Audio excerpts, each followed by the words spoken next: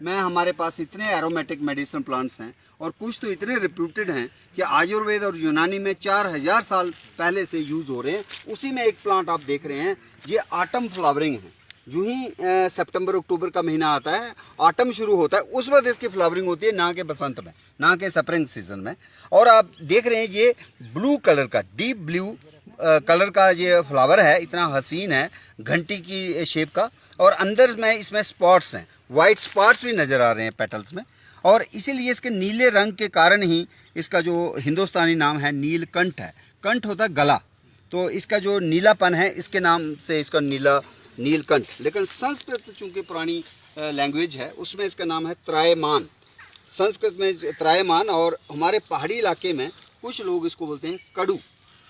जिस तरह हमारा आयुर्वेदिक पद्धति है, तो इसका जो काढ़ा है ना, वो फीवर में बहुत ही शफा देने वाला है और कई किस्म के इम्यूनिटी को बूस्ट करता है। जैसे गिलोई तो करती है, वो तो नीचे वाले इलाके में होती है गिलोई, टाइनोस्पोरा कार्डिफोलिया। लेकिन ये पहाड़ी प्लांट्स में आता है जिसमें इम्यूनो मॉड्यूलेटर इसको कहिए, हिपैटोप्रोटेक्टिव। सबसे बड़ी बात कि लीवर के लिए इसका जो दिया जाता है दिशांदा या काढ़ा, वो बहुत यूज़फुल है। और इसको हमारे डोगरी भाषा में कुछ लोग, इसलिए इसका नाम रामबाण औषधि भी माना जाता है कि रामबाण की तरह ये बहुत ही आपका क्योर करती है, हेल्थ का ध्यान रखती है। लेकिन ये थ्रेटन्ड प्लांट माना जाता है, इंडेंजर्ड प्लांट है, endangered medicinal plant of western Himalayas. लेकिन देखने में इतना ऑर्नामेंटल खूबसूरत है। और इसको under ex situ conservation Kashmir university में मेडिसिनल एरोमेटिक प्लांट्स जो है डिपार्टमेंट ऑफ बॉटनी में हम इसको देख पा रहे हैं। ये इनकी एक कंट्रीब्यूशन है, इसके तरीके से ये कंजर्व भी हो रहा है। और जहाँ पे जो रिसर्च है, वो भी बच्चे जो हैं उनको भटकने की ज़रूरत नहीं है जंगल में, और उनको एक जगह मिलेगा। तो ये सब्सटीट्यूट है कौड़ का, कुटकी का, पिक्रोराइजा कुरो का, जो हमने कल चश्मा शेख बोटानिकल गार्डन में देखा था। तो इसका और उसका नाम में भी थोड़ा सा सिमिलरिटी है स्पीशीज़ की। जैसे कौड़ कुटकी को कहते हैं पिक्रोराइजा कुरुआ, और इसको कहते हैं जैनशना कुरो और कुरुआ। इसका मतलब है एक ही, मतलब सब्सटीट्यूट यूज़ किए जा सकते हैं। उसकी रूट और इसकी रूट, इन दोनों की रूट कई बार अगर वो ना मिले तो ये भी चलेगा, और दूसरा हो तो ये ट्रेड में बहुत ही इम्पॉर्टेंट मेडिसिनल प्लांट है, और इसलिए ये थ्रेटन्ड भी है। और देखो इस वक्त ये हमारे सितंबर के महीने में यहाँ पे लो अल्टीट्यूड है, तो फ्लावरिंग में आ गया। जो पहाड़ी इलाका है वहाँ थोड़ा सा अक्टूबर में आएगा ये फ्लावरिंग। लेकिन इसके साथ ही हम कुंवर सानी साहब आपको प्लांट दिखाएंगे जो सचमुच क्रिटिकली इंडेंजर्ड प्लांट है, जिसको बोलते हैं रतन ज्योति। ये प्लांट है, ये आप देख रहे हैं, अभी ये बहुत बड़ा हो जाएगा और शैगी अपीयरेंस से, दाढ़ी जैसे। तो एक डॉक्ट्रिन ऑफ सिग्नेचर्स ये कहता है कि पौधे के जैसी शक्ल हो, उसी तरह से बॉडी पार्ट्स में वो इस्तेमाल हो सकता है। जैसे लंबे लंबे बाल, तो औरतों के बालों के लिए, हेयर ग्रोथ के लिए इसको टॉनिक माना जाता है, एक बात। और दूसरा, ऊपर का ये मटेरियल जो है ड्राई, पूरा ये ड्राई एक ड्रग बनता है जो हार्ट के लिए, हार्ट पेशेंट्स को उसका दिशांदा दिया जाता है, दैट्स वेरी इंपॉर्टेंट। और इसकी खास बात क्या है कि नीचे इसके रूट है वो रेड है, और वो रेड कलर भी हम कई किस्म के जो मेडिसिन हैं, ड्रग्स को भी दे सकते हैं और खाने में भी इस्तेमाल कर सकते हैं, वूंड हीलर भी है। और ये बहुत ही रिप्यूटेड मेडिसिनल प्लांट है, जिसको हिंदी में कहा गया रतन ज्योति, और उसी से यह पहाड़ी डोगरी नाम है रतन जोत। और इसको कश्मीरी में बोलते हैं कहा जवान या रतन ज्योति, रतन जोत, या इंडियन बोरेज, या इसका जो साइंटिफिक नाम है आर्निविया बेंथेमी। बेंथम और हुकर दो ऐसे टेक्सोनोमिस्ट थे जिन्होंने काफ़ी कंट्रीब्यूट किया है टू टेक्सोनॉमी ऑफ प्लांट्स। तो बेंथम को ही इज्जत बख्शी हुई है। तो आर्निविया बेंथेमी, पहले इसको कहते हैं मैक्रोटोमिया बेंथेमी। तो ये हार्ट के लिए मानी हुई दवाई है, और साथ साथ इसका हेयर ग्रोथ के लिए जो है बहुत इंपॉर्टेंट प्लांट है, और मार्केट में ये मिलता भी है। हमारे अख्तर भाट कुछ और ऐड करना चाहिए। This is a critically endangered plant. Actually it is growing in our, जो हमारा अल्पाइन रॉकी क्रिवाइस है वहाँ पे है, but due to over exploitation it reached to the level of critically endangered plant. Now we have to put lot of efforts in hinterlands to get it as live plant. For that reason, Department of Botany has taken initiative that we are conserving so many medicinal plants which are endemic to this northwestern Himalaya region.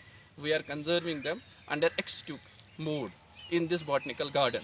This Kashmir University Botanical Garden Presently, we are endowed with more than 200 medicinal plants, in which we have around about 20-30 species, which follows under different categories of IUCN, International Union of Conservation of Nature and Nature Resources, which are formulating every year new categories of plants. And these plants, they fall under different categories. And this is also used to treat respiratory tract infection in Kashmiri folklore as a medicine, in which they are boiling its inflorescence in a water for 15 minutes. After that, decoction is served to patients who are suffering from respiratory tract infection. So this material is live for you. Otherwise, you have to go to the hinterland of Kashmir to see the live That's very plant. difficult. But it is easy for you to visit the Kashmir University Botanical Garden, and within the Srinagar city, urban city, metropolitan city, you are able to see the live plants of these critically endangered plants within the university campus. In Kashmir, you have two critical habitats for this. One is in Gurez Tulel area, high altitude area, and second in Jammu region, Padar area. In Padar area and Gurez area, you see all these critically endangered plants growing in abundance in the wilderness. But conserving them, this is the best way to put it under cultivation. And whatever research and whatever exploitation, it should be after cultivation. That will intact keep our even germplasm intact and conserved in nature also. At the same time, you can use also. So cultivation, I think, is the best solution. Yes, yes. In our department, 2-3 students, they pursued their PhD program on this plant. One student pursued her PhD program. It is micropropagation. That is how we can multiply. Tissue culture. Yes. Wonderful. And another student did his PhD on it is reproductive biology. So it is live material for research. So insect pollination. Yes, something. yes, reproductive biology. All those parameters related to reproductive biology, from seed germination up to senescence. Every aspect they have studied, because it is within this exotic. This is here under X2 conservation. Wonderful, wonderful. कुछ पौधे जो है ना वो पानी में ही उगते हैं, जिनको हाइड्रोफाइट्स कहते हैं। ये जलीय पादप जो जल में, झील में, तालाब में उगते हैं। उनमें से एक है कुमुदनी, इसको हम हिंदी में कहेंगे जल कुमुदनी, वाटर लिली, जिसको अक्सर लोग कमल से, अम्बुज से, सरोज से जो है कंफ्यूज हो जाते हैं कि शायद ये कमल है। कमल नहीं है ये। क्या पहचान है कि हम जो वाटर लिली को लोटस से अलग कर सकें? तो एक बहुत इम्पॉर्टेंट जो एक इस वो है, इसको स्टाक देखें आप, स्टाक, ये नीचे इसकी पत्ते की डंडी है यहाँ पे लगी हुई। तो ये आप ध्यान से अगर देखोगे, ये आपके पीछे से पत्ता कटा हुआ है, पीछे से पत्ता पूरा नहीं है। अगर ये पूरा जुड़ा होता तब हम कह सकते थे ये लोटस है, पर ऐसा नहीं है। ये जहाँ से नेचुरली कटा हुआ है, तो फिर ये स्टाक जो है जहाँ पे बिल्कुल ही आधार पे जुड़ी हुई है, सेंटर में नहीं जुड़ी हुई है, लीव के सेंटर में जुड़ी हुई होती और ये लेमिना पूरा होता और ये फिर फ्लोट नहीं कर रहा होता और ऊपर उठा होता ये पत्ता, तब लोटस है। तो ये चूंकि कटा हुआ पत्ता है पीछे से और ये पानी में ही है, पानी की सरफेस से ज़्यादा ऊंचा नहीं है, तो ये खास पहचान है जो हमें देखना है कि ये लोटस नहीं है, ये वाटर लिली है। तो साइंटिफिकली भी इसका जो है निम्फिया जो जाति है वो निम्फिया है और लोटस की जो है वो निलंबो है। तो दोनों में बहुत ही अंतर है, फ़र्क है, लेकिन फूल को देखने से थोड़ा सा लोग कंफ्यूज हो जाते हैं। तो वाटर लिली जो है इसके कई कलर्स हैं। रेड वाटर लिली है, ब्लू वाटर लिली है, जिसको नीलोफर भी कहा गया, नीली कुमुदनी भी कहा, नील कमल भी आता है, एक फिल्म भी शायद थी नील कमल। तो उसमें बेसिकली नीले रंग की वाटर लिली है। बेशक हमने उसको नील कमल कह दिया, वो कमल नहीं है। कमल जो है या तो सफ़ेद होगा या रेड होगा और ख़ास पहचान यही है, पत्ता गोल होगा और पत्ता कम से कम 30 सेंटीमीटर इस वाटर सरफेस से ऊपर उठा होगा और वो स्टाक जो है बिल्कुल बीच में होगी और पत्ता इस तरह से हार्ट शेप या पीछे से कटा नहीं होता। वाटर लिली में कटा है, आप यहाँ पे भी देख सकते हैं, सारे पत्ते कटे हुए नेचुरली, किसी ने काटे नहीं हैं। तो लोटस का पत्ता गोल रहता है और वो कटा हुआ नहीं होता और उसके बिल्कुल स्टाक बिल्कुल सेंटर में आके जुड़ती है, जिसको खास कंडीशन जो है उस stalk attachment with the centre of the leaf is called peltate. तो उसका लीफ जो है पेल्टेट होता है, इसका लीफ पेल्टेट नहीं है। तो ये वाटर लिली है ना कि लोटस। तो इन दोनों की जाति भेद भी है, लेकिन अक्सर इनके गुण एक जैसे समान पाए जाते हैं। तो वास्तु शास्त्र की नज़र से भी हो सकता है इसका एनर्जी का जो एनालिसिस आप करेंगे, हो सकता है समानता ही होगी, क्योंकि हैबिटेट समान है, थोड़ी बहुत इनकी संरचना रंग रूप भी सही है, लेकिन फिर भी ये कमल नहीं है, ये कमुदनी है, वाटर लिली है ना कि वाटर लोटस। पार्क में है ये रोजमेरी पार्क, हमने फैकल्टी ऑफ फॉरेस्ट्री में डेवलप की है, जो बेनहमा गांधीनगर में वाक़ है। ये रोजमेरी पार्क जो है हमने 1 हेक्टेयर में डेवलप की है और इसमें हमने 27,000 प्लांट्स लगाए हैं। ये जो रोजमेरी है ये यूरोप में ऐसे ग्रो करता है और पूरे यूरोप में इसको एज ए कलनरी हर्ब इस्तेमाल करते हैं और इसको मार्केट थ्रू आउट वर्ल्ड है। लेकिन अभी कश्मीर में चूँकि हमारा जो क्लाइमेट है इट इज़ मेडिटेरेनियन टाइप, चूँकि मेडिटेरेनियन टाइप की वजह से हमने इसको यहाँ इंट्रोड्यूस किया है।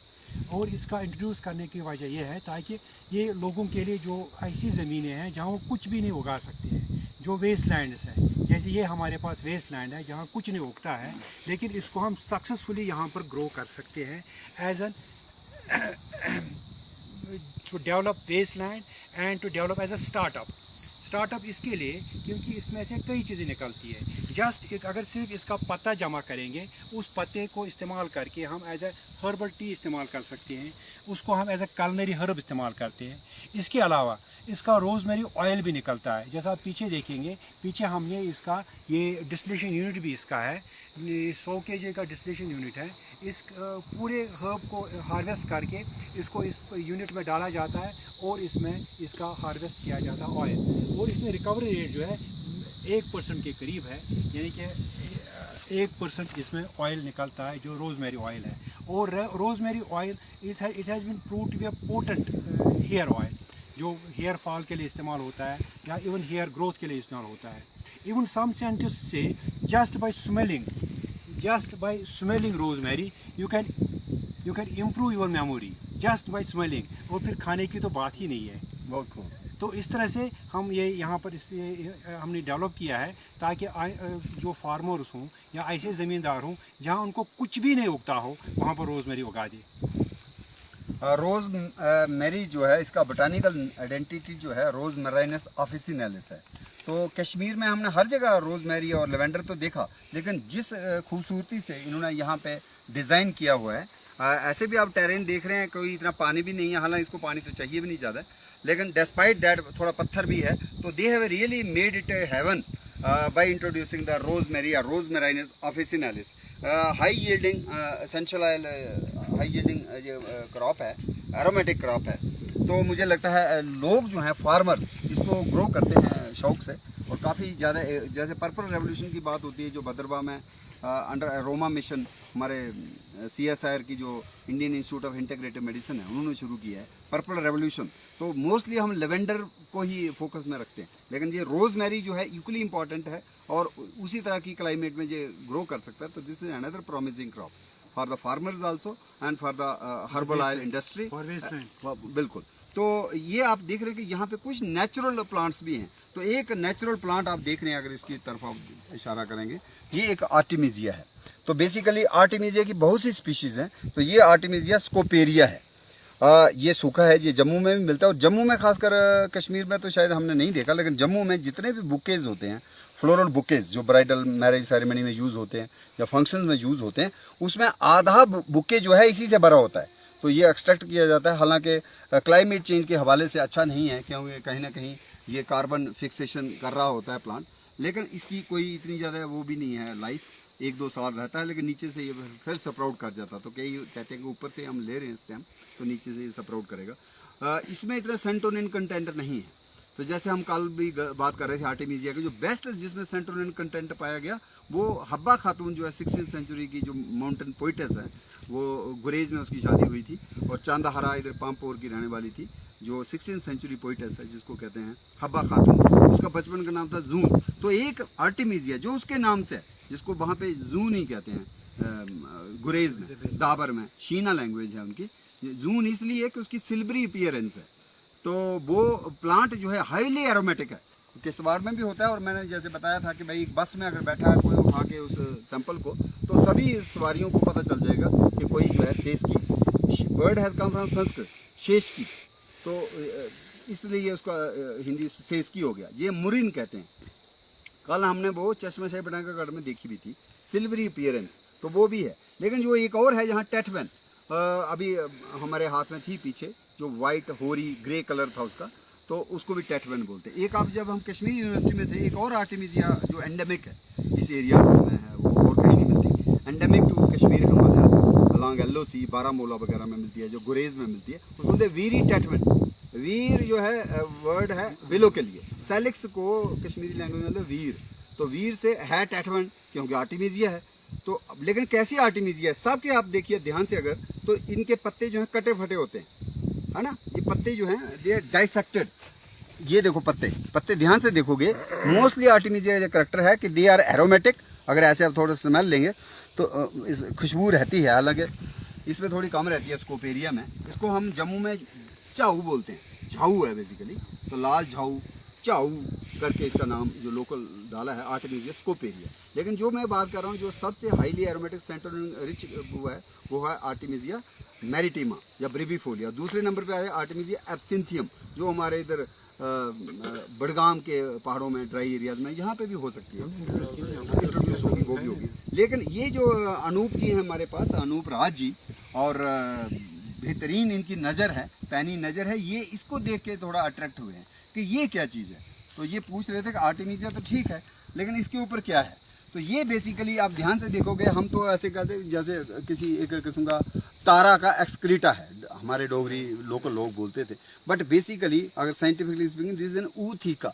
ऊथिका मैंने एग्स को डिपॉजिट करने वाला एक किस्म का केस है, एग केस है, इसके अंदर एग्स हैं और उसको प्रोटेक्शन देने के लिए बच्चे इसके अंदर से निकल आएंगे। और किसके अंडे हैं? प्रेइंग मेंटिस, वो एक कार्निवोर इंसेक्ट है, उसको ऐसे ऊपर से वो ऐसे लगता है जैसे नमाज अदा कर रहा हो। जब उसका किसी के ऊपर झपटने का, किसी के ऊपर वो करने का हो, उस वक्त वो आगे की जो है अपनी आर्म को उठा लेता है, और इसलिए वो थोड़ा उस मुद्रा में होता है जैसे वो प्रे कर रहा है, इसलिए अंग्रेज़ों ने नाम डाला प्रेइंग मेंटिस, जो भगवान को, खुदा को याद कर रहा है।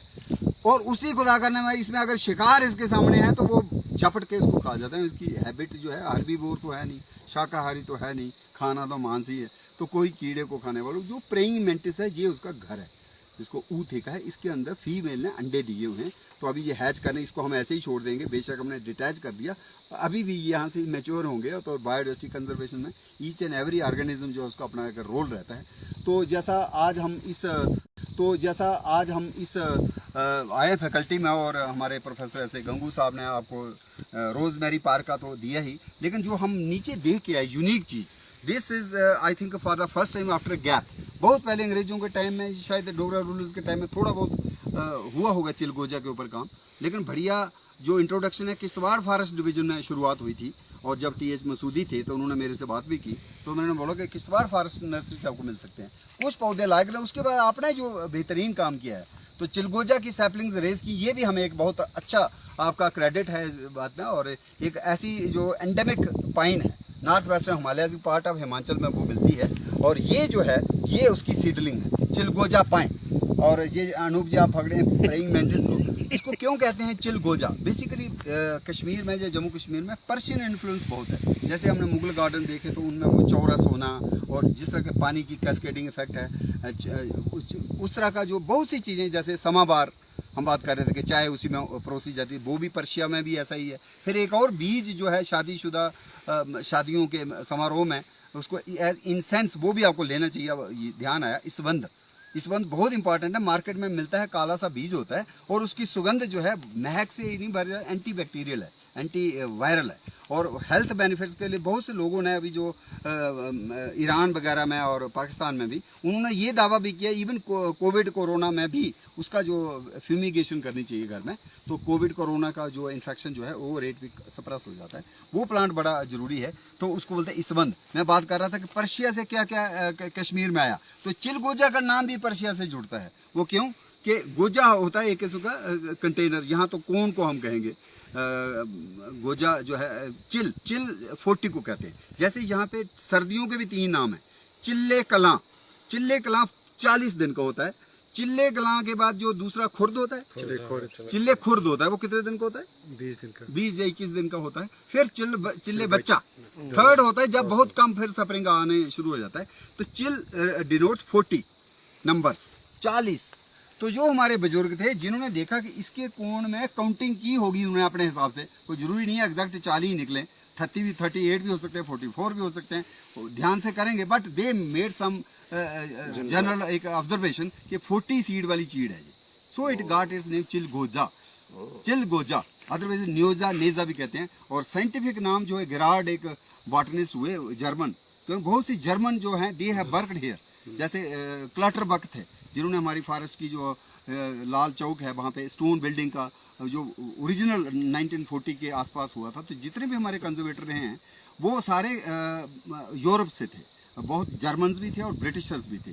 तो ये सिर्फ पूरे हिंदुस्तान में और कहीं आपको नहीं मिलेगा मिसाल कि पहला फॉरेस्ट ट्रेनिंग स्कूल चित्रनार में हुआ, वो बांडीपुरा हम जाएंगे बुल्लर के किनारे, और उसकी 1911 में नींव रखी गई, तो 2011 में उसके पूरे 100 साल हुए थे, तो उसके बाद आप और जोड़ दीजिए 11 साल, तो मतलब 111 साल हो गए। 1911 में पहला फॉरेस्ट ट्रेनिंग स्कूल चित्रनार बांडीपुरा में है, तो हम जा भी सकते हैं उधर देखने के लिए।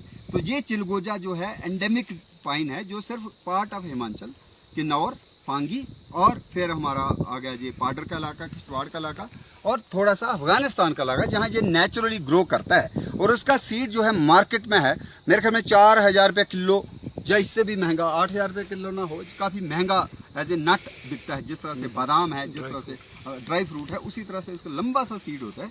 तो वो चिलगोजा जो है इट इज जिराड का नाम बता, जेरार्डियाना, जेरार्ड उसका नाम था, GERARDIANA, तो जेरार्ड उसका नाम था, गिरार्ड भी पढ़ सकते हो लेकिन हम जेरार्ड ही बोलते हैं। जेरार्डियाना पाइनस, ये भी पाइनस है। तो जब से कुंवर सानी साहब और हिमांशु राय जी और हमारे बिंदेवासिनी जी उधर हैं, तो जो आपने क्या क्या पाइन देखी जम्मू में, आपने देखा लोअर शिवालिक्स में मानसर के इर्द गिर्द देखी पाइनस लांगीफोलिया, जिसके 3 नीडल्स होती हैं एक गुच्छे में और लंबी होती हैं।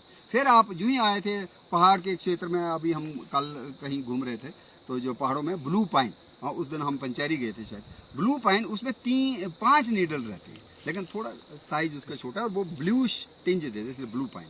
और तीसरी जो पाइन, ये आज जो पाइनस जिराडियाना जिसकी हम बात कर रहे हैं, तो ये pinus gerardiana is endemic to this part of Kashmir, north western Himalaya. यहाँ पे कश्मीर में इंट्रोड्यूस्ड है नो डाउट, यहाँ पे नेचुरल जोन नहीं है, लेकिन जम्मू का जो किश्तवाड़ का ज़िला है पाडर, वहाँ पे ये नेचुरली ग्रो करती है और वहाँ पे लोकल लोग इसके सीड कलेक्ट करके बेचते भी हैं।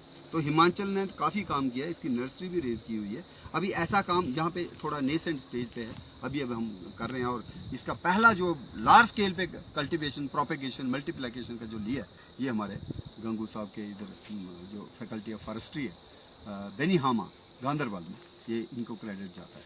शुक्रिया बहुत बहुत सभी को। Thank you thank you. Benhama SKUAST campus faculty of forestry में आप देख रहे हैं एक झाड़ी, कांटों वाली झाड़ी होती है, लेकिन जो फल हैं इस वक्त पके हुए हैं लाल, और टेस्ट में थोड़ा बहुत ये सेब की तरह इसका टेस्ट होता है, एप्पल की तरह, और लेकिन कहीं ना कहीं कांटा भी इसकी शाख पे रहता है, इसलिए इसका नाम है थॉर्न एप्पल।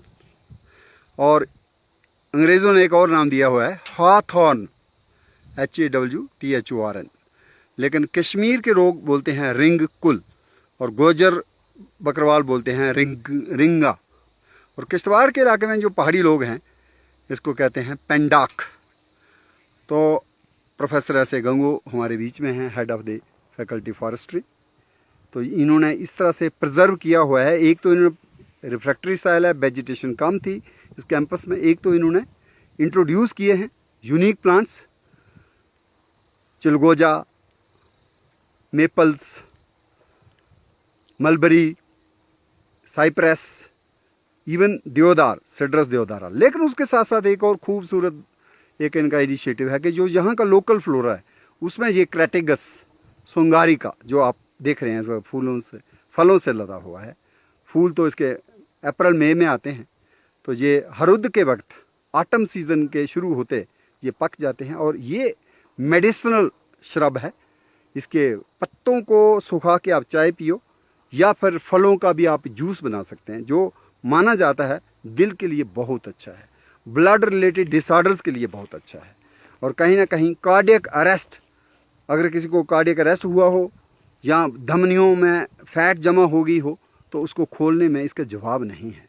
तो ये बहुत ही कार्डियोटॉनिक माना जाता है, इसके फल और इसके पत्ते। और ये इतना लदा हुआ है फलों से कि इसको देख करके मन करता है कि हम भी चख ही लें कुछ फल। लेकिन ये वाइल्ड लाइफ के स्पेशली बर्ड्स के लिए तो एक खजाना है खाने का। फ्रूगीवोर जितने भी परिंदे हैं वो अक्सर आते हैं और ये पके हुए फल उनका खाना है।